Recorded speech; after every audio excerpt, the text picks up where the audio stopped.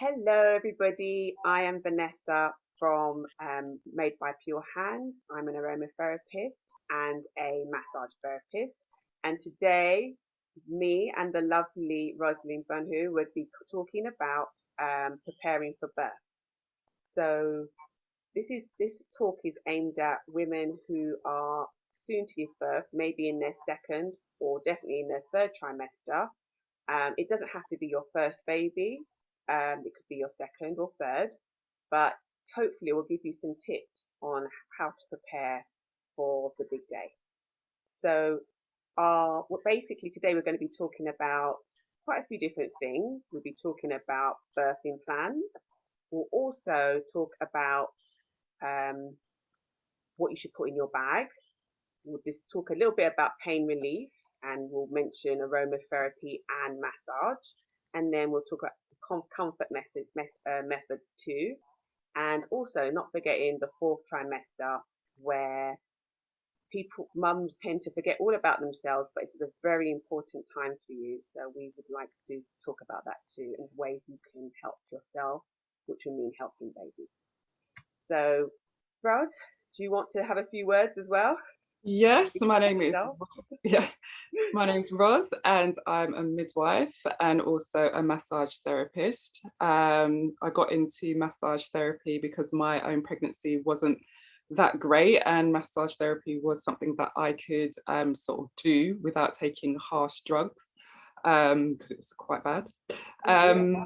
I know, yeah, I had very severe headaches, and pregnancy massage for me really helped me sort of relax and really have time to myself to kind of, sort of gather myself and prepare myself for, the ultimate delivery of my daughter. Yes. So Um, you have a daughter I do indeed. and I have a son. You do? Okay. How old is your son? So my son will be 8 in a couple of weeks. And how's your Um, daughter's? she's now 4, going on 44. Okay. So she's a very lively child, so keeps me on my toes. So, but no, she's a good kid, really. Brilliant. Yeah. So today, my side of things will be kind of trying to get you guys to think about how you're going to prepare for the birth of your baby. The first thing that we could sort of discuss is birth plan, birth preferences, which is kind of, sort of getting you to think more about what you want in a birth and your labor, how you're going to cope with your labor. What I'm going to do is I'm going to show you a quick birth plan preference to see what we will be discussing. I'll just bring it up so everybody can What I'll do see. is can I ask a few questions as well? Because Yeah, with a birthing plan, I had a birth plan, it feels like ages ago, but I did have one. But my birth plan, I don't know how realistic it was. I think it's really good to try and be as flexible as you can with them. I think, we all try and sort of search for that normal birth that we get taught, through our antenatal classes. Hmm. However, birth can go in different directions at different times. And what you want to do with your birth plan is kind of think about the times where it might not go according to how you thought it was going to be, Right. so that it doesn't sort of upset you or it doesn't give you fear whilst you're laboring, whether it be at home or in hospital. So you've Brilliant. already pre-thought or preempted in a way what different options you have whilst you're in the throes of contracting, basically. Yes, because when you're in the throes, you're not thinking about that. Or even before for me, I wasn't even thinking about when it went wrong. It really made me upset, which actually stopped my contractions. So that's why I was like, yes, how. So I'm really looking forward to some tips. Not that I'm having another one, but it's always good to Exactly. know. Me Good to neither. advise clients. Exactly. So with this one that I've developed, you can start thinking about whether you want to deliver at home or in the hospital. But some of the things kind of are interlinked as well. So things like wanting to sort of be upright during labour, be mobile, doing different positions, that's the thing that your birth partner can kind of coax you or just support you in that. And also what position you want to deliver in as well.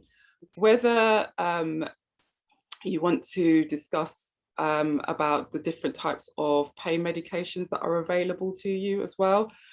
Things like the codeines, the epidurals. It's good to have a discussion before you're in labor, because as you said before, once you're in labor, you're not really thinking too much about what the pros and cons are in that kind of millisecond. You just want to kind of get through your contraction as best way as you can. There's other things like whether you want to, you're okay with having an episiotomy. What's that? What's that? I can't remember. Episiotomy is when they have, if you're having a forceps delivery as well, they might want to make more room to put the forceps in. So they'll have to make a cut. Oh yes, I did have that, yes. Yeah, in your perineum, which they will suture, stitch up after the delivery has happened. Also about thinking about how you would like to deliver the placenta. Would you like to have the injection, which is given to you just as baby is born, which can deliver the placenta quite quickly, or whether you would like to take the other option of delivering the placenta naturally, letting your hormones sort of do the work and, you know, have the whole kind of natural way of sort of delivering the placenta. So those things are all things that you would need to kind of think about before you sort of have your baby. A lot of these things your midwife or doctor will go through usually around the 36-week mark of your pregnancy, just to get you also thinking about that. But there's never like, there's always a, you know, you can always think about and research. So the more time that you have, the more time you'll get to understand exactly what you want, rather than leaving it kind of last minute. And also you can think about delayed cord clamping, which is really a good thing for baby, letting all of that extra blood and oxygen go from the placenta to baby. And also think about skin to skin, whether the partner wants to cut the cord or not. You know, it's just about sort of having a sort of plan in your mind of how both of you, your birth partner, your partner, will be when you're laboring, basically. And would you give your plan to your birth partner? So, because when you're going through labor, you're not going to really be thinking, you know, well, for me, I knew some of the things I wanted, which kept being told, no, no, no. but I think also them having that knowledge, so it's probably a good thing for them to go through it together and have an understanding of what you need. Exactly, is what you want. There's a thing called BRAINS, which is an acronym to help birth partners make, and yourself, sorry, make decisions about your care plan as you're laboring. I've got it up here, and it reads, B is for benefits. So if things go from the normal, you can ask your doctors, you can ask your midwives, you know, what are the benefits of this procedure? You know, how will it benefit me in labor, my baby, myself? You know, analyze the risks. You know, are there any alternatives? You know, always trust your intuition as well. So if you feel that things are not quite right, you know, speak to your midwife, speak to your obstetricians, you know, find out what's exactly going on. You know, also be in charge of what's happening to you as well as you labor, you know, because it's all about empowering you, I think, with this acronym as well, not leaving it solely to the midwives or the obstetricians that are either, you know, there in hospital or at home. You know, be involved in what's going on. And by feeling involved and feeling empowered, the fear starts to kind of subside as well. Because if you've got too much fear, then your contractions can lower as well. So it's good to sort of, you know, sort of be empowered in your decision making as well. And then you can always ask whether you can have more time if it's safe to do so. So that's why it's good to be involved in all that, the decision making as well, not just leave it to the midwives and doctors. Great. Yes. So So that those are the sort of things we need to think about when we're preparing for birth.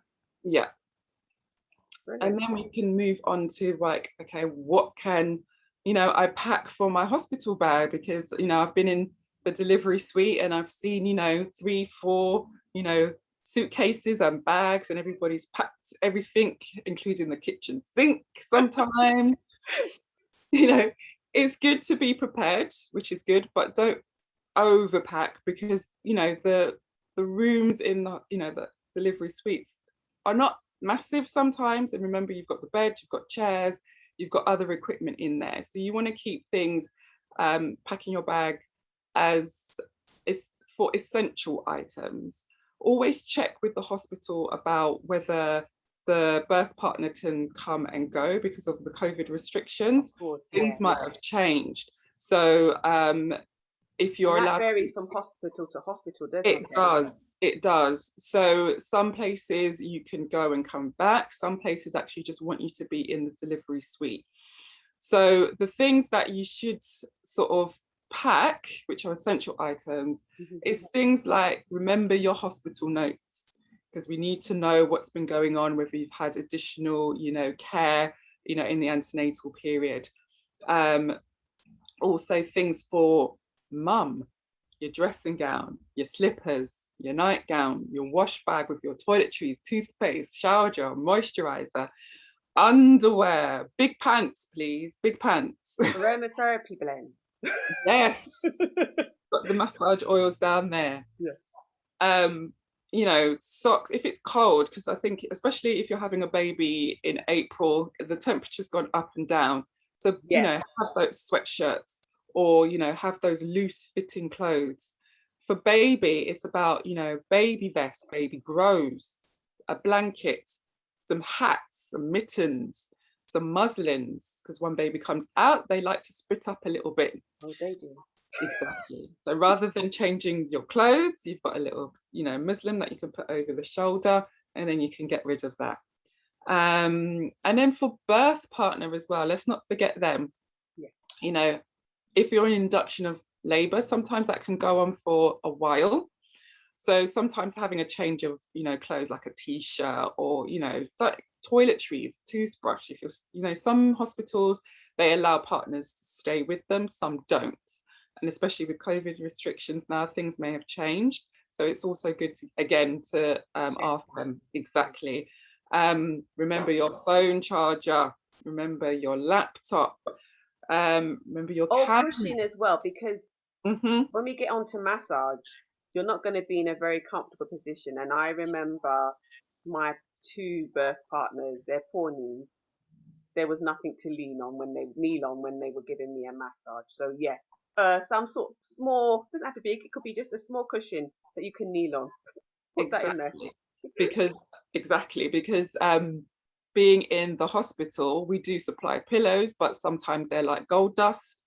So yeah, it's good to bring your own pillow as well. Going home outfits, snacks, drinks. You want to be able, Hydration drinks. exactly, like Lucozade Sport, the flat one, which is good if you decide to go down the epidural road. The anaesthetist will always say no fizzy drinks. So having a Lucozade Sport, which is flat, that's something that you could give you more energy as well. Small things like having cash, some change. You may want to nip to the shop and get some snacks for. Even in COVID, do you think, or because I think I had my cards. My cards are always handy. Yeah, whichever you have it, because it will be a nightmare to go back to your home to go and get it. So just be prepared for everything. And if you don't need it or you don't want to use that, then that's fine. At least you've got your options. Brilliant. And things just like how you're going to feed baby as well. If you're going down the formula route, then bring some formula with you, because hospitals don't really advocate for formula feeding. It's more the breastfeeding side Yeah. of things. Yeah. However, if baby needs it, then they will supply it. But speak with your own individual hospital about the policies and procedures on that, because every hospital will be different. But it's also good to have it in your bag just in case. Right. And then if you need more, people can come and give it to you. Brilliant. And a lot of these things, if you decide to have a home birth, you can take them with you. So if things don't go to plan and the midwife says to you it's safer to go into hospital to deliver, then having that hospital bag just there by the door, everybody picks up their things, you take your bag, you go. Okay. Right. Yes, it's best to do that. I Otherwise, didn't think about that. It's absolutely true, because you're going to have everything in your home setting around you, but when it's if you have to go to hospital, you need to be able to go quickly. Exactly. And however, if things are going well in terms of, setting up your home, your midwife will go through again the policy of, having a baby at home and what you need and what you don't need. Good things to think about is how you can make your environment a safe place. So dimming those lights down, putting additional fairy lights, so there is some sort of mood in your room wherever you're going to have baby. Having, where you're going to put the pool for the pool birth, things like that. Things people that don't think about is also having a jug or a bucket. Sorry, that came out. Just in case you're sick, or just in case you can't make it to the toilet. Right. Depending on how your house is, because I've got an old house, so the bathroom, the toilet is downstairs. And mine is upstairs. I don't know if I would be Exactly. able to make it up the stairs if I had my son. Exactly. Yeah. But if you've got a bucket, you do a quick wee in there, or quick poo if you need to, and it's done. You don't have to worry about it. And also Yes, leave things it to somebody else to dispose of. exactly, the midwife will sort you out. Don't worry, or tip it down the toilet. It's fine. And then you got to think about like extra towels for yourself, for your baby, extra blankets for yourself and for your baby, because everything that you would have had in hospital, sort of like at your fingertips, you need to make sure that it's there at your fingertips at home. Right. Exactly. So you've got those sorts of things. Having important numbers to call there and then, you can put it on a piece of paper, so that if you do end up going into hospital, you've got the people that you can call, especially if you've got a young child as well. Some people like to have their children involved in the whole sort of delivering process at home. But if things change, you need to have, somebody in your support bubble that you can let them look after if it's inconvenient for that child to come to hospital. Right. Yeah, so there's lots of different things as well. Oh, Lots and to think about. make sure you've got enough petrol in your car as well, because if you have to follow in the ambulance because there's not enough room, then you need to make sure that you can drive there, without thinking that you have to stop off at the petrol station to kind of fill up your car. So you haven't got time to be worrying about that. So make sure that's filled up. Or you have your Uber Yeah, number very handy if you don't drive. exactly. Forgot about the people that don't drive. Yes, or a reputable minicab that doesn't mind, people possibly delivering in the back of the car as well. Right. Yeah. So it's all there. And also for the midwives, just to have a few snacks and drinks for them as well. Yes, let's And not forget about the midwives. exactly, because they work hard, and a few kind of nibbles will go a long way, keeping those energy levels up as well. And then a little desk light as well. That's always good, so that they can write their notes in whilst you're laboring with your birth partner. They can kind of write their notes or enter their notes in the computer, depending on the system that they're using. So it's just, thinking outside of the box as well, of what makes it comfortable for you. Brilliant. Yes. This is all things that I wish I had you around when I was giving birth. I actually Wow. gave birth in hospital, but yes, I didn't actually consider a home birth. The thought of having a home birth in my house kind of frightened me. But Oh.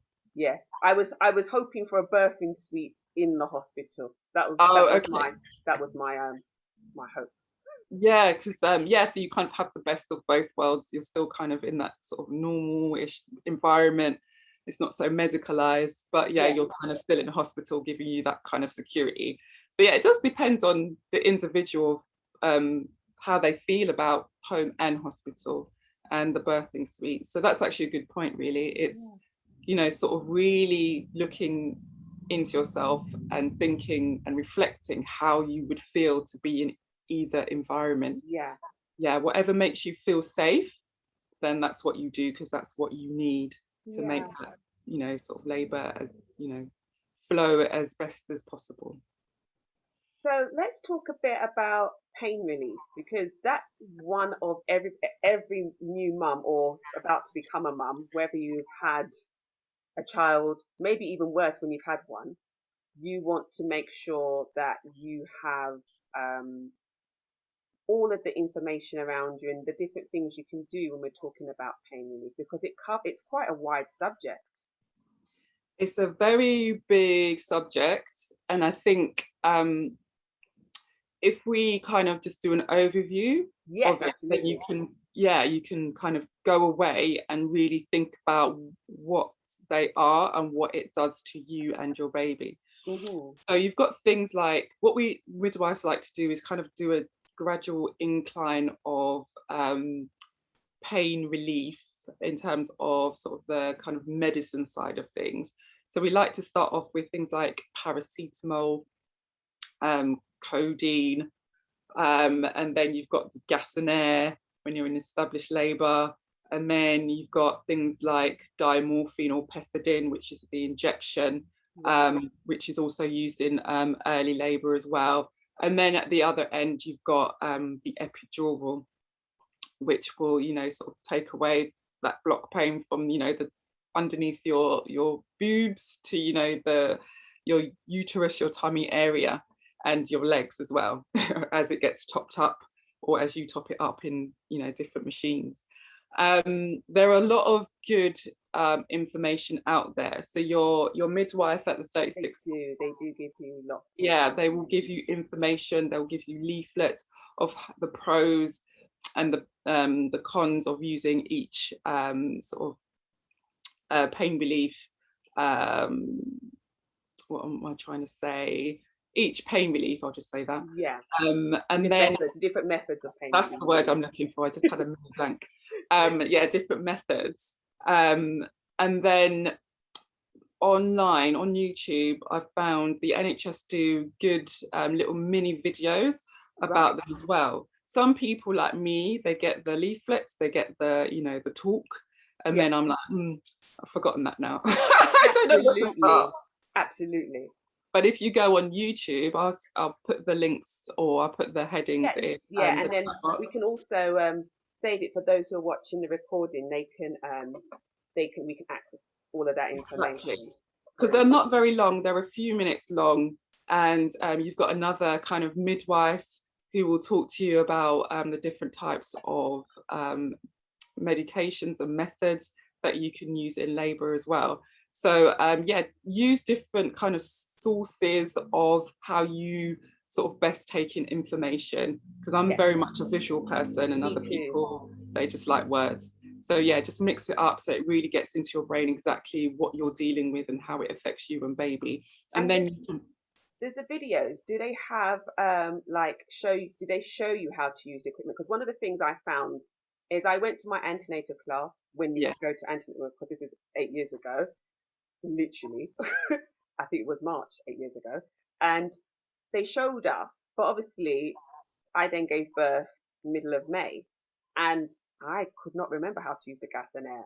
It yeah, was a no, lovely consultant at the end, right at the end, as I was being whizzed away. yeah, and everything's going 100 miles an hour. Yes.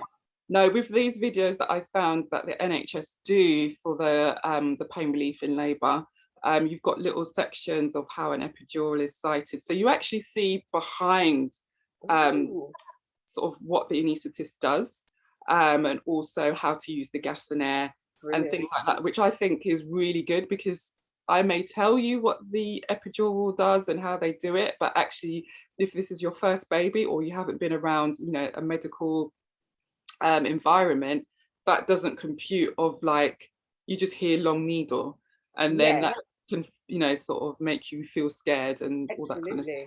And But also, if actually, you had a massive gap between your children, you mean you could have, yes, that's also quite common these days where there's a massive gap, so things have changed.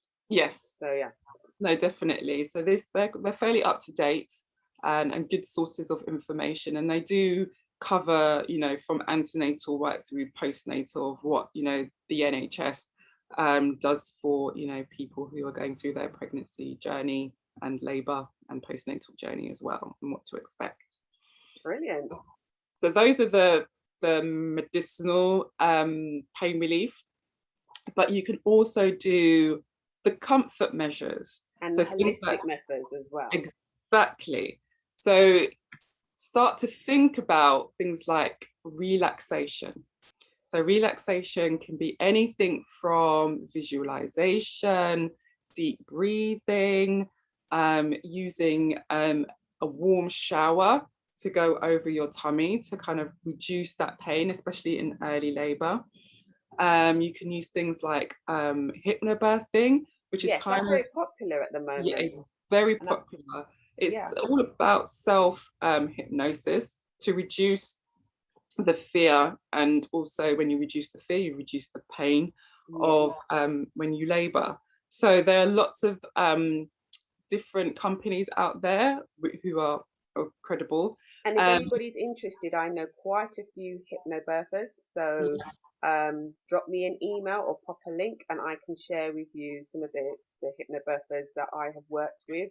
Unfortunately, I didn't get to have one. The one I wanted to work with was fully booked yeah, and I yeah. left it too late. And so, but it's something that I would have loved to have had. And, talking to the hypnobirthers that I've worked with through my massage and aromatherapy and therapies, yes, it's such a good thing to have. And lots of women, swear by their No, with they all the do. hypnobirthing that they've learned. Exactly, because you're taking charge of yourself, and you're kind of learning how to manage the different stress levels that you're experiencing, and making Yeah. sure that you're nice and calm and things. So And that's that's a really good one. And yeah. some hospitals actually have their own hypnobirthing midwife as well, Oh, brilliant. and hypnobirthing courses within the hospital. So do check out um, whether your hospital does that as well. Hmm. And you've got things like massage Of and course. aromatherapy. Yes. Yes, which Vanessa, sorry, I almost forgot your name. Sorry. You've been talking for, I've let you talk for so long, but you've got so much information. This is why I thought it'd be such a great talk. Yeah, no, Um, definitely. but yes, because I have been an aromatherapist now. I qualified in 2012. And one of the air, and very strangely enough, as soon as I qualified, I fell pregnant. It was planned. And it was, so I was very, very much interested in the pregnancy module when I was studying because I knew that the clock was ticking and it was time to get a bit of a move on. So yeah, so I have, over the last, well, 8 years and then subsequent years, working with pregnant ladies and doing massage, pregnancy massage, and more so since COVID, spending more time on my products and working on that on the aromatherapy side. It's just been really great, which is what inspired me to do this talk in the first place. Because I sometime last year, as you'll see, there's a blog post in the link of chat as well, but you can find it on my website. I kept getting asked about Clary Sage. Mm. And Clary Sage is an essential oil which we use in aromatherapy. So just out of the blue, I was talking to a good friend of mine, and she basically said, we were talking about different things, and she said, "Oh my God, I don't know why I didn't come to you because, all about essential oils because I haven't even prepared." And it was her second child. She said, in my first, when I had my first baby, my midwife told me to buy some Clary Sage, but I smelt it and it smelled really bad. And Mm. I just didn't use it. I just left it on the shelf and I was like, yeah, I don't like the smell of Clary Sage, but I do actually use it in clinic. I use it a lot. I actually use it in some of the blends which are not for my aromatherapy massage, but for the blends that I use for just general massage. because it is a really good pain relief oil. So this inspired me to to stop any more pregnant women going out and purchasing a bottle of Clary Sage. I wanted to talk to you about essential oils in general. Now, Clary Sage is the one that we all talk about in pregnancy, and well, not so much pregnancy because you actually can't use it in pregnancy. Yeah, You that's can right. only use it in labour. But there are ways to use it, and your senses are very heightened. They're very heightened all the way through pregnancy. You feel, certain smells that you used to love, you hate, they make you feel sick. Hmm. I didn't like the smell of food for the first whole trimester, which Yeah, is really same. sad for me because I like to eat. And so, in the early stages, I did use a bit of peppermint, I found. But even some of the oils that I loved, were either contraindicated, which meant that they weren't recommended in pregnancy, or I just didn't like the smell of. So, which is why I postponed setting up my clinic.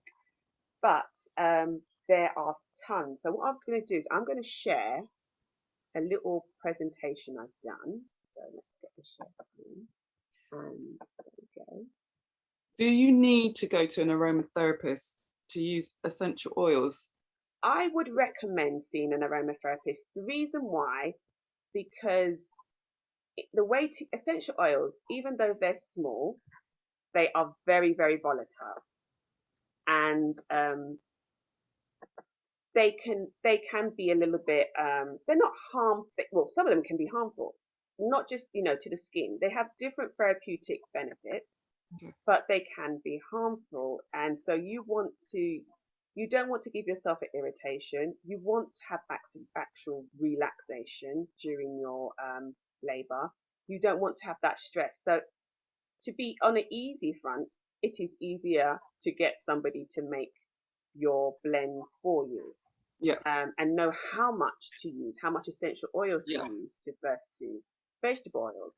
So, you know, aromatherapy has been around for so long, but the essential oils are mixed with vegetable oils.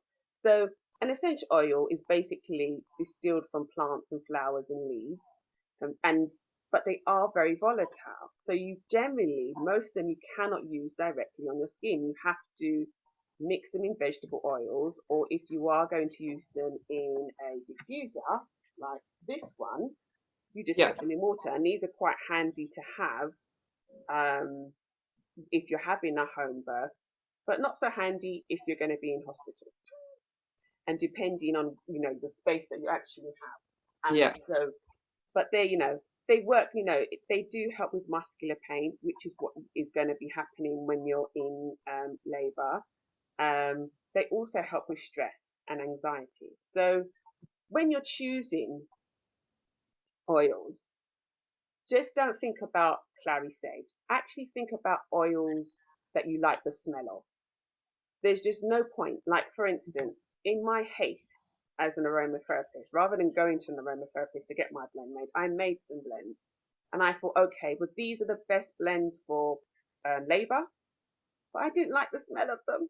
yeah, yeah, yeah, yeah. 'Cause some of them can be quite strong. They can be quite strong. So I went for things like the jasmines and the Clary Sages, and that was an actual blend that I actually loved. I went for something, the ones that I made two blends for myself, being a bit, having all of the stuff with me. I made a more lavendery one, and that was the one that I used for massage, and I found more comforting than the one with the clary sage and the jasmine in. Yeah, So don't just think about their therapeutic benefits. Think about what you like the smell of, and especially while you're pregnant. Now, test out those chosen oils. Now, if there are oils that you can only use while you're giving birth and you shouldn't use it beforehand, just a little whiff on a stick can mm, help you understand what your smell is, because you're not taking that in over a long period of time. You're just having a little smell to make sure, and choose the oils like the ones that you're going to blend that you like the smell of. So the things like the lavenders, the citrus oils are quite yeah, nice. The floral oils are really great as well. So they all, because they help you relax. and help with Exactly. the deep breathing. Exactly. One of the other things I'd say about when you're choosing your oils, and if you want to use aromatherapy, think about ventilation, because there's nothing worse if if you have a room and you've got all of this smell and it's just too strong and it's just too Yeah. much. So you need to have to be close to a window or, open a door. Yeah. Don't, yeah. So that will also influence the type of aromatherapy methods that you choose. And in your haste and excitement, don't do what I did, have too many essential oil blends mixed together, because they ended up fighting against each other. And I was in Right. hospital in a birthing suite and I had to leave because the room needed to be aired out. It was just far too strong. Exactly. Exactly. So these are sort of oils that we talk about some of these, but they're all on a slide and I can give you these later. So Clary Sage, of course, Lavender. So these are just ones you can, there are tons you can use, but these are just a few that, are quite popular. Sweet Orange is a really nice one because it is quite calming Yeah. as well as being uplifting. Yes. Mandarin, if you find Sweet Orange too strong, Mandarin is one we use in pregnancy and it's safe. So it's safe through your pregnancy in the second and third trimester. You can use Mandarin. So you can continue, if you like that blend, you can continue to have mandarin in your blend. There's sweet marjoram, neroli, geranium, rose, jasmine, as I mentioned earlier, rosemary, um, grapefruit, and frankincense. So these are just some of them. So the thing about clary sage, there has been lots of research, and if you read my blog, um, that shows you about its affinity with labour, but it is very good for the nervous system. It does work as we use it in aromatherapy as an antidepressant as well as an Yeah. aphrodisiac. It does settle the digestive system and it does help to reduce blood pressure because you don't really want to be having, in pregnancy, senses are heightened, so that's quite good. And the reason why it's chosen in as one of the oils in labour is because it's a muscle relaxant as well as being a sedative. So it really does work well with those cramps and muscle pain. So that's one of the reasons why it is popular, but it should always be mixed, blended with other oils. Another tip, you asked me about why see an aromatherapist. An aromatherapist will know how many drops to use because too much of an essential oil is not a great thing. So it's very good to have, especially when you're pregnant and in labour. It's always good to know exactly, or read a really good aromatherapy book, and there's some good ones on this slide that I can recommend. Can I So ask you a question before you go on to lavender? yeah, sure. So when the midwife will say, have some clary sage because that will increase contractions, is that Hmm. correct? Or Yes, is it because it's because everything kind of relaxes yes, and then the contractions come? yes. So it is the most favorite oil to use Mhm. in labour because it gives you that pain relief, but it also does help with contractions. Okay. It's just that if you want to smell it, you're not going to want to use it. So, Okay. like for instance, in the blend that made, I made quite a few blends so far, but one of the ones I made, the client liked jasmine, and Mhm. jasmine is another oil that is really great in labour. Okay. But we mixed it with some lavender too. So we had this blend, and when she got it, she had a quick sniff, and she said, "I don't smell the clary sage." I was like, "No, that's the point. You have all the therapeutic benefits without the Not smell." the smell. That's good. Yeah. And it's not all oils that will be able to, you want it to blend. You don't want them to work against. So some oils, like the citrus oils, have top notes. So essential oils, they're broken up into top notes, middle notes, and base notes. So when you mix um, an oil like clary sage, which is quite strong, you'd want to have something with sort of medium notes and definitely some base notes. So that will help to mask the smell. So that's why I was saying if you have an aromatherapist, if you speak to an aromatherapist, they'll be able to guide you. Whoops, I've gone slide too quick. Let's see if we can go backwards. No, it doesn't want to. Sorry. Let's quickly just come back and go back to that slide. Let's go into lavender. I'll just quickly talk through. I'm not going to talk through all of them, otherwise we'll be here I for know. very long. But lavender is, as I said, is is a very popular one, and it's very good for pain relief. A lot of people think of lavender just for sleeping, but it is a really great pain relief, which is what we call an analgesic. And then the nerve.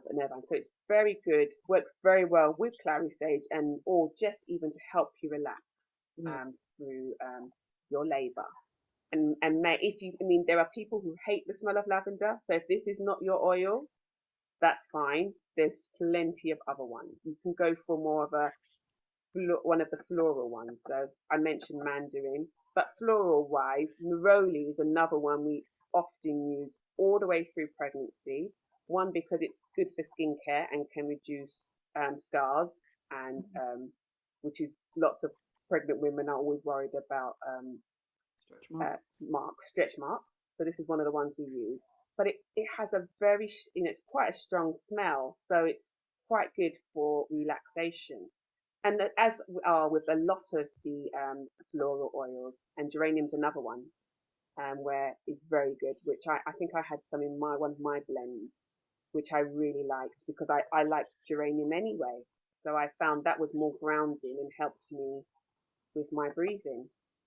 So yeah, so there's lots of things, but as I said, there's so many different benefits from aromatherapy. What I would say, and as I said, I'll share this once the talk is over. What I would say is have a, it's good to speak to somebody. Also, oils are very expensive. Mm. So whereas Clary Sage is really reasonably priced, if you then want to mix it with something like neroli or rose or jasmine even, it could take your spend up to quite quickly because generally, I'll just show you, this is a bottle of rose Oh, that's an expensive one, isn't and it? it's 2 ml, and it Yeah. takes, and the reason why it's so expensive, it takes so many thousands of rose petals just to make this little 2 ml. So, prices can range from £40 to £50, Mhm. Yeah. especially when you get to the jasmine. So if you don't want to spend that much money, it's worth seeing an aromatherapist because you only have the amount you need for Exactly. maybe you're pregnant for your labor, and then afterwards, when you head off into the fourth trimester, as we call it, because you're still going to need some essential oils. You're still going to need to heal, and there's so many different properties. So I would say if you want something made, and the things you can have made, you can have a diffuser blend. So you could have like in a bottle like this, we'd mix it with all your blends. You can go for a smaller size 5 ml bottle. And in this bottle, you get about 110 drops. Oh, wow. You're not That's a going lot. to use that much. No. That's going to take you a while. Whereas, and this one is maybe about 220. So if you have 220 of just plain Clary Sage, it's just going to go to waste. Exactly. So that's No. why it's beneficial to speak to and work with an aromatherapist. And there are other products you can have. You don't just have to have a diffuser. We're going to be talking about massage. A nice 100 ml bottle of massage oil is great to have. You use it in your labor, you use it afterwards because I don't know about you, but after I had my labor, I felt like I'd been through a little bit of a war. Yes. Yes. Definitely. You feel a bit beaten up. I do. My face, and I remember very funny that I felt that my face was a bit puffy, Yeah. and you know, I was one of the pregnant women that people have daggers after because my bump just disappeared. I never had a massive bump, Yeah. but it kind of it goes up and it was Yeah. gone, and I was like, okay. Other areas grew, but the midwife came. I must have come home 2 days later, Okay. and the midwife came over the next day. I opened the door to her, and she said, Vanessa. And I was like, yeah. And she came in, and we talked, and we checked, and she checked the baby.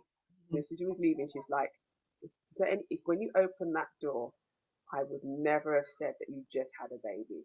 Wow. I felt like I just Wow. had a baby, Yeah. but I just looked like I just had a baby. And it's just, everybody's different. But the most important thing, even if I looked like I didn't, I felt like I did. And Yeah. my body had been through the war zones. Yes. So it needs comfort. It needs Yes. that love and, nurturing that lots of new mums forget about, No, because you definitely. have this tiny bundle who wants all your attention, and you want to give that lovely bundle all your attention. Of If you've got course. two bundles, it's even harder. Yes. But it's just about having things that you can use afterwards as well. So that's why I was saying, if you're going to have a blend made, if you want to use aromatherapy, do speak to a aromatherapist. And in that list I had in my little pack, there is links to the IFA, to Mhm. different organisations, so you can find an aromatherapist near you. But with COVID and everything, most aromatherapists are working online, so you can do a consultation. So, for instance, for me, I do a 25-minute consultation. It could be online. It has been online until recently, because we only got the go back on the 12th. Yeah. So we do an online one, and then I send you little tester strips to smell, Oh probably wow. none with Clary Sage in. Yeah, we don't do that. And then you have a smell and think, oh, that I like those oils. That would work very well in my blend. And then I come away and I make you your own bespoke blend, and it's based on what you want. So you can use it, in a diffuser. You can use it. Well, so if you wanted so it Yeah. depends on what type of product. If you Yeah. wanted a diffuser blend, we call it an essential oil synergy blend, and that would be, this would probably be the best size to have. Yep. Even I would probably make it in a 5 ml bottle. That's what I usually do, but I do it as 2.5 ml, so you don't have so many drops that are going to go to waste. You just Yep. have a little bit. So you're at least getting about 55 drops, which you're not going to use, depending, No. even if your labour went on for a few days, you're not going to use all of No. those. I can make massage oils, which is also Okay. quite popular. That's the most popular one, as well as the diffuser blend. I make bath salts. So you can have Okay. a bath salt to use after you give birth to help with Yep. healing. Yep. Yep.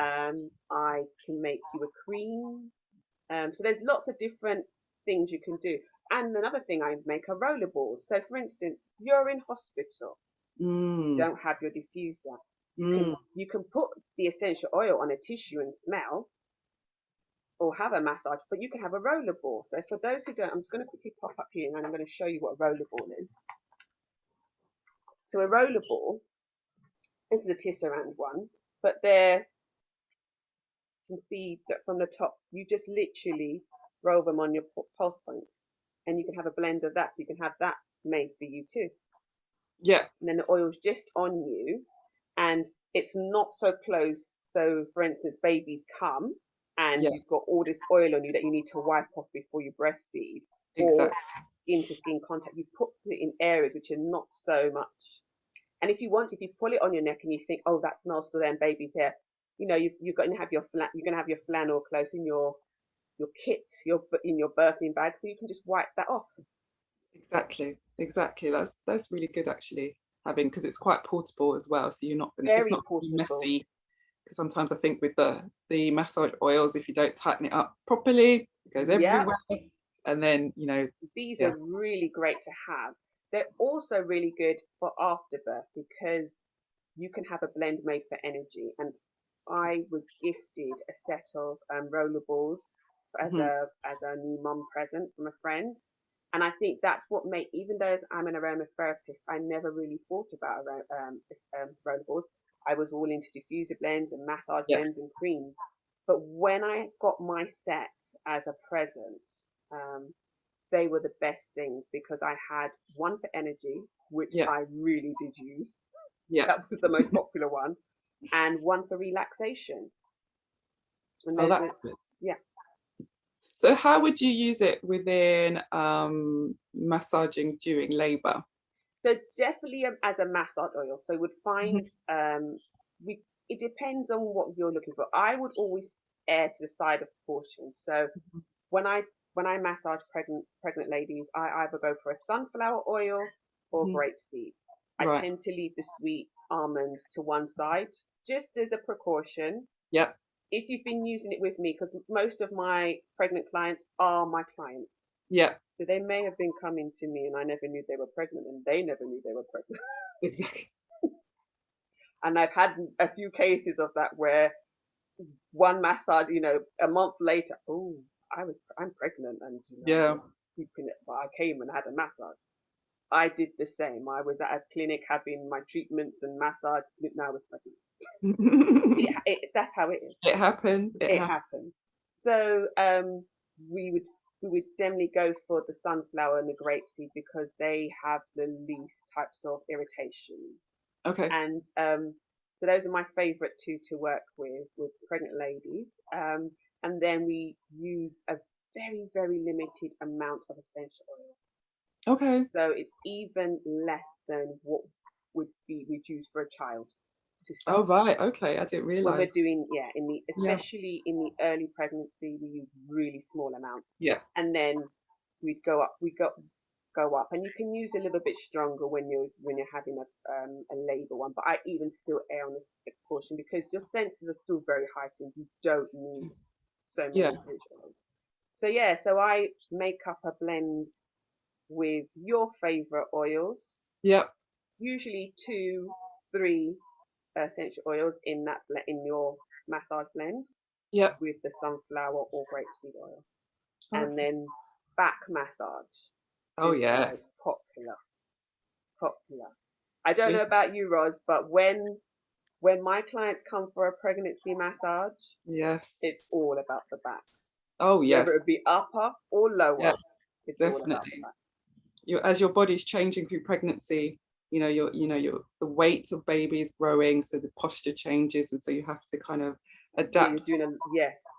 A lot of crouching, a Mhm. lot of kind of overcompensate, so you're arching your back a lot more, so it's Yes, putting because pressure on also the your lower spine. diaphragm has now moved up, so Exactly. you're to breathe is you have a more shallow breath. Yes, exactly. So having the massage during your pregnancy and through labor as well is so beneficial because it really relaxes those muscles, really Yes, sort of warms them up and helps you just kind of, breathe and, just feel your body. Do you know what I mean? It's that yes, kind of, release of the tension that you've kind of been holding on to. yeah, because you are a bit like especially if you haven't done your hypnobirthing, you can be a little bit like this, and everything is tight, and the minute you feel that contraction, you want to do this, and it's just Exactly. trying to get you to relax so it doesn't hurt so much, and yeah. I mean, So oh, sorry, I was going no, to you got say, you were saying what I like to sort of say to the partners of, the people having a baby is to kind of try and get involved in practicing before yes, labor happens, because we talk about the comfort measures that we should be doing, but we don't really practice. And when it comes down to it, it's like, oh, why don't you try a massage? The midwife will say, and then the birth partner might look, what's that, and how do I do that? And or then they yeah, or try, yeah, and poor pregnant mum is like saying, please stop. yeah, because it's, It's not, it's I'm not not work. feeling this. It's not nice. Can you stop? So you've got some slides, haven't you? I have You've indeed. got better Let me slides just, than I have. So I'm going to let you share yours, and we'll talk about areas that are really great yes. for massaging. So yes, it These is are true good because ones. I don't know about you. What I did, I had a little bit. I had two birthing partners, and we're not going to name any of my birthing partners, No. but one was brilliant at massage and counting, and one was very panicked and was usually good at massage, but was not very good that particular day. And it makes a And difference. so I decided when I set up my clinic that when I added my pregnancy massage to my offering, that I would, when you booked a block of 4, I would get whoever your birthing partner is, Mhm. I would get them to come in and I would teach them some techniques of areas which would be beneficial when when the mum's going through labour. And it's really funny because I was in clinic yesterday and the lady, my last client, reminded me she was the birthing partner for her daughter. And I completely forgot because her grandson is over 3 now. And she said, yes, you brought us in and you showed me all these techniques I could do. And I was like, oh, yes, so I did, which is quite Mhm. handy because today we're talking about those techniques. So, yes, so as Roz's slide shows, these are the key areas which mum would love to be massaged. Now, every mum is different, Yes. but these are the ones, particularly for me. I don't know about you, for you, Roz, but Mhm. I actually like the whole back. The middle Yeah. slide you have here, that was that was what I wanted. I wanted my shoulders Yeah. massaged, but I wanted it to go work downwards, Yeah. work into the lower back, into the sacral area, into the Yeah. tops of the glutes. I probably didn't go so far into the gluteal area, but definitely past that midway point on your diagram. These are really key areas. And if you follow a lot of pregnancy massage, you'll find that lots of mums get lots of relief from there. No, definitely. And I think how you do it, try and be nice and rhythmical, Yes. work with the woman's person having the baby's breathing pattern. So it's Hmm. kind of that whole rhythmical rhythm that kind of helps you relax as well, because Yes. it's, we find comfort Absolutely. in routine and rhythm. So it's good to kind of, yeah, practice the techniques Music beforehand. helps. If you can find Yes. a piece of music, nice Yeah. music that both your partner likes, it will help you with your massage. And even Yeah. as a massage therapist, I use music, and that Yeah. really Me helps too. me get into that rhythm. Yeah. No, And definitely.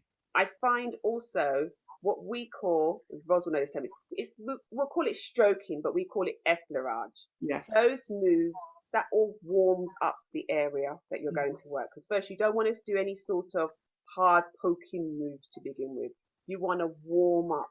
Because Mhm. that also works on, so I'm very visual with my hand, I'm pretending I'm massaging. Um, it also helps with the nervous system. So these type of stroking moves, they are really good for relaxing that sympathetic nervous system. So you want to, that's where you have that nice warming one. But once the contractions are getting going, we want to move like what's called friction. Yes. So ideally, you want to use a little bit of thumb work, but it can be too much in your thumb. So I would say you try and use your thumbs, but if you find, but rather than just press your thumb, use your body.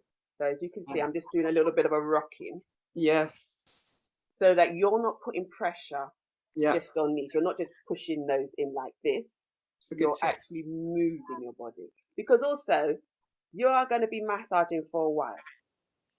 You may be massaging longer than an hour, I'm afraid, to whoever your birthing partner is. Yeah. You may be allowed to have a little bit of a break. You may not.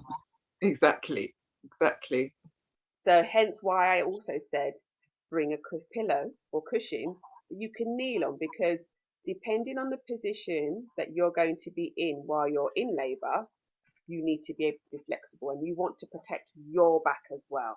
So this is Exactly. why I used to love to bring clients in and show them the techniques so they're protecting themselves. And a lot of the people that came really did find it beneficial. Some of my clients would say, "Oh, they're almost as good as you." That's Yeah. what we want. Exactly, exactly. And then there's like going around your massaging your sacral area Yes. as the labor progresses, things start to widen in the pelvis area as well as baby Hmm. descends in. So that's a good area just to use the palm of your hand as Yeah, well. this is a really good area. Yep, palms Mhm. of your hands. Yeah. And And it I'm just, protects your thumbs because you've been doing all of the pressing downwards. yeah, So you don't want to be using your thumbs. Remember, you're going to be doing this, you could be doing this for a while. So we want to exactly. use all of that. the hand. And then I've got a couple of pictures just to show you what it could look like Yes. doing a massage. You can see the woman's just in a chair, So and in this fight, the third picture, I would probably see the person either sitting or kneeling this in the one. last picture with the hands up on the, yes, just Oh yeah, the yeah, third yeah, one, yeah. yeah. So there's definitely going to be, yeah. So that's why we want the cushion so that you can get into those positions.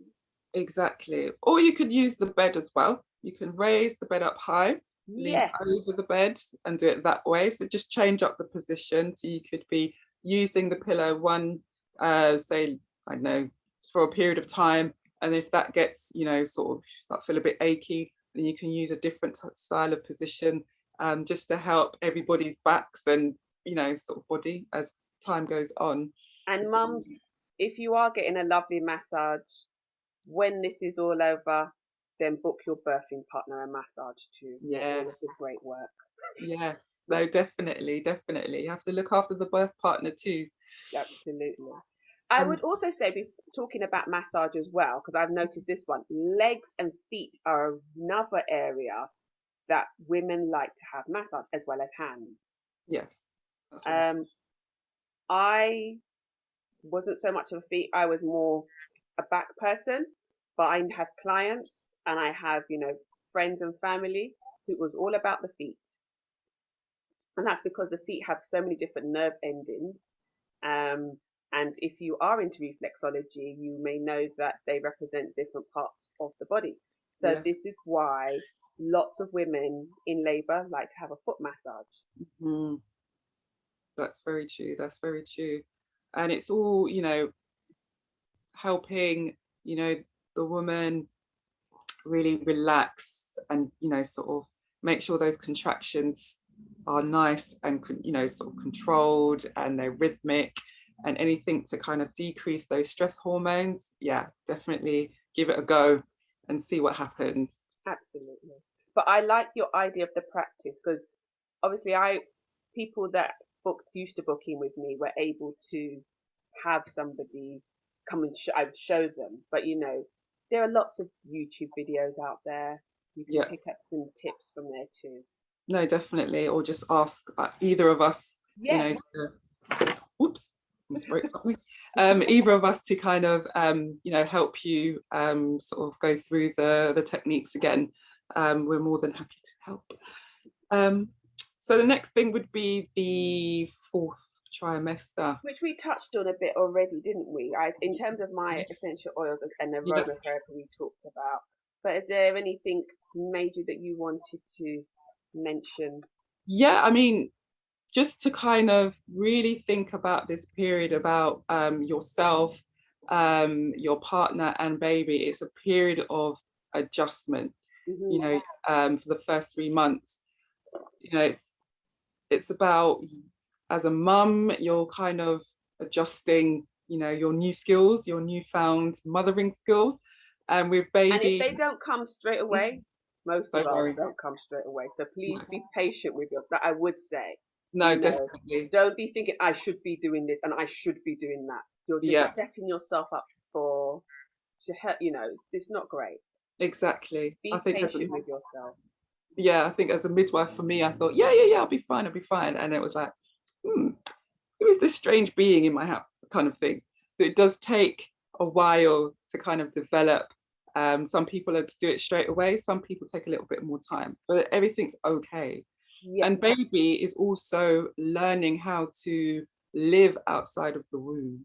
Been inside your tum for the last 9 months, and now it's living outside. So it's another period of adjustment for them as well.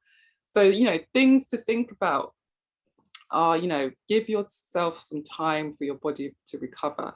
So things Absolutely. like what Vanessa mentions about taking care of yourself, giving yourself time. Um, in terms of possibly having massages or just reading a book, just quiet time. Having a bath. And if Yes. you are by yourself, baby can be in her little chair or his chair right Oh next to my you while you're gosh. in the bath. Best thing ever is to have a little baby bouncer. I used to bring her in the bathroom. I would shower. I would pull the curtain like so many times to make sure she was all right. but baby was there.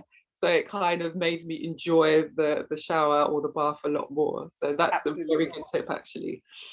And then, think about the different types of recovery. If you've had a cesarean section, it's about wound healing. Yes. How is it best to make sure your wounds are healing? If you've had a normal delivery, make sure you know how to care for your episiotomy That's stitches, what I had. Yes. yeah, or second degree stitches as well.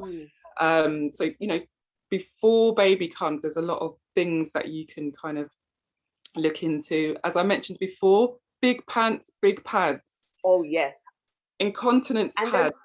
those bed ones, those Yes, the ones you can put on your bed just in case, yes, just in because case. everything does move. Yes, especially if you're feeding baby, you don't know what Yes. time it is, and it's just literally you're just moving to have one of those so you don't have to do extra laundry. Yeah. That's Laundry's going to be a big thing anyway, so yeah, try and save on the laundry. exactly. And then you've got things about feeding. How are you going to feed? If you are bottle feeding, start thinking about having things prepared like the bottles, the sterilizers, the teats, um, all things like that. If you're breastfeeding, then it's about, positions, attachments, mastitis. I think you mentioned before when I was talking Cytus is, to you. yes, that's a very common one, and massage, as you know, is great, but Yes, very painful. I mean, exactly. I would recommend, if it does happen, massage under the shower. Yes, that's And what we there say as are well. great oil blends we can make with like a massage blend you can use, but just make sure if you are breastfeeding, you wipe it off before. Exactly. Because there are lots of things like fennel essential oil Mhm. encourages milk flow. Yes, exactly. So work with your GP midwife, and then listen to the tips of Doula, Vanessa as well.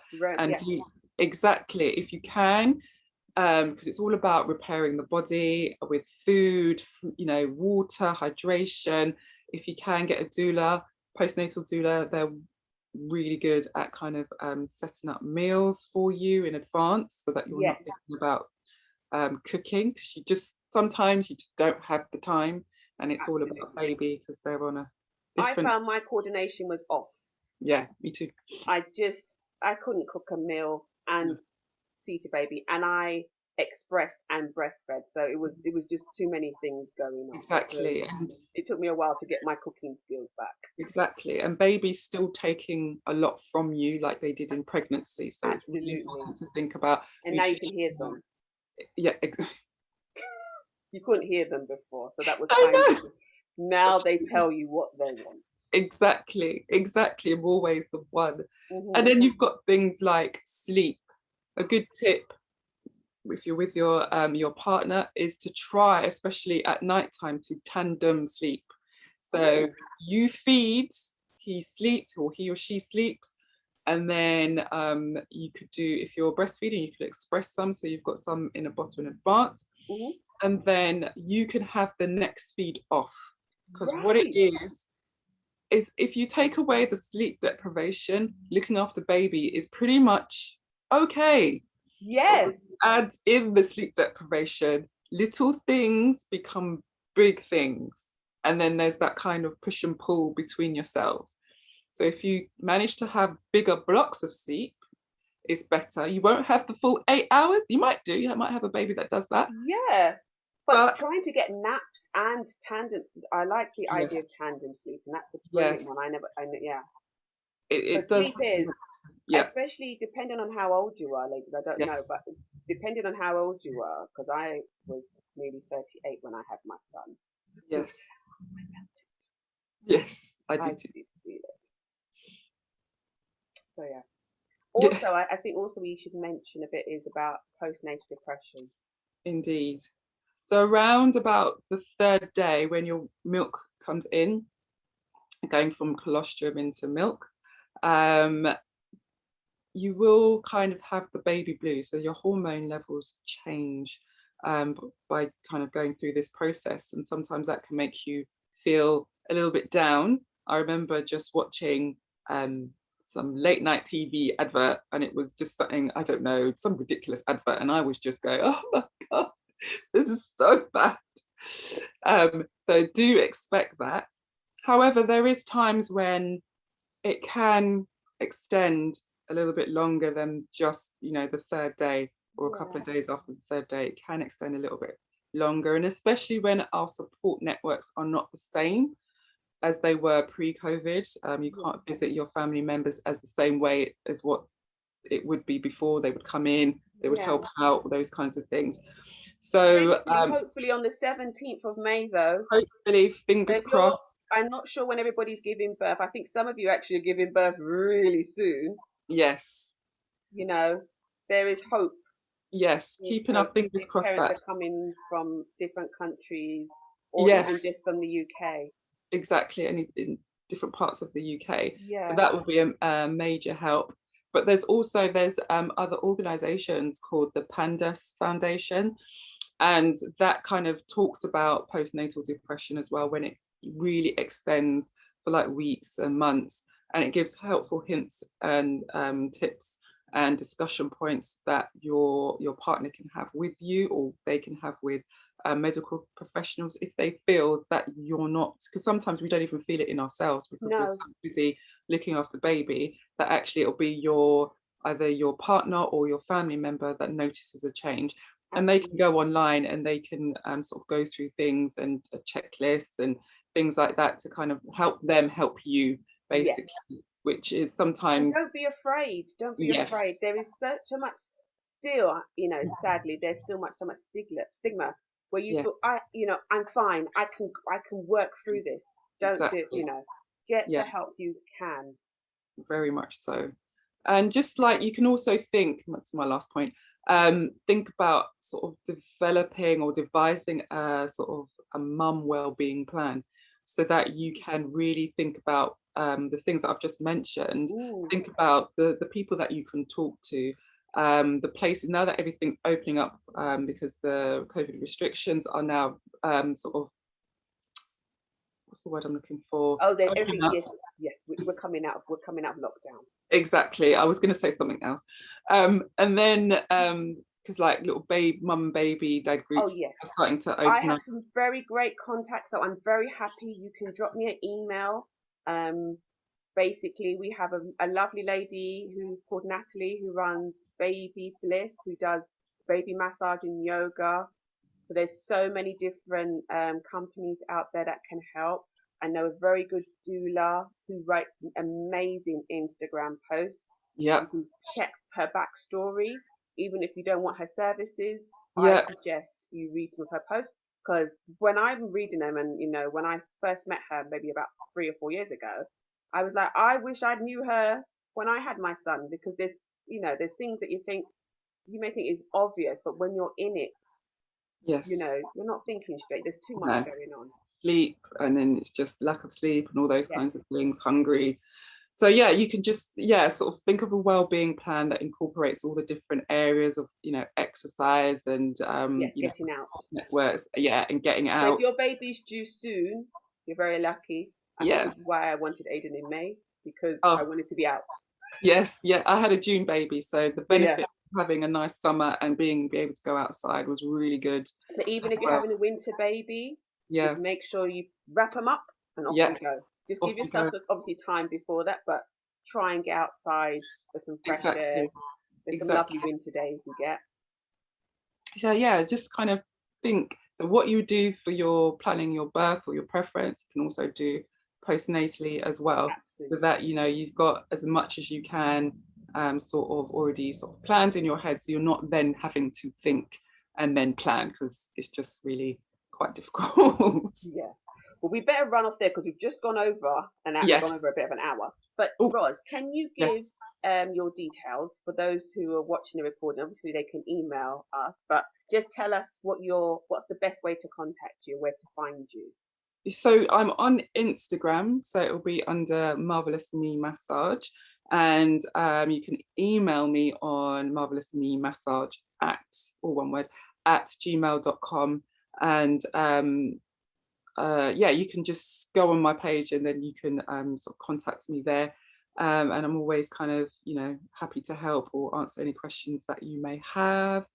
And what I'll do is I'll put in the chat some of the links that I was mentioning about, you know, with YouTube, NHS and the Pandas Foundation and others, so that you can sort of like look in your leisure as well. So just get you thinking about, and if you want the birth plan and the hospital bag and the brains acronym, just email me and then I can email that to you, not a problem. Okay, and you can find me on Instagram too. I am M for Mother BH Aromatherapy. I have a website which is Made by Pure Hands, or you can email me on M for Mother BPH at live.com. And any questions you have, if you want to find out more about aromatherapy, then let me know. Okay. But we will be saving this, and also all of the proceeds that we raise from this recording and from this talk, we're asking you to donate to 5 Times More, which is a great charity looking into Black women's maternal health, which is quite important for Ros and I. So Yeah, I definitely. So we're really thankful that you came to this talk and you're watching this recording. And as I said, if you need anything, drop us an email or find us on Instagram. Okay. And to save the chat, if you're on your laptop, there are 3 dots in the chat. So you can click on that and then you can save the chat. I'm just writing a couple of things as well as before we go. Right. And the slides as well. If you'd like the slides, yes, drop me an email too. And I'm just really going to do a little bit of work on them, so I will. They'll be ready for Friday. Okay, this is my last one. Brilliant. There we go. Great. So Ros, thank you so much for joining me for this talk. You're welcome. So interesting, even from my perspective. As I said, I wish I knew a lot of this when I had my son, but we also just want to spread that message and have that information out for other soon-to-be mums, whether it's the first time or, as I said, if you've had a baby before. Yeah. We hope you found this. Knowledge is power. Knowledge is power. Right. Okay. Thank you very much. Okay. Take care. Bye. Bye.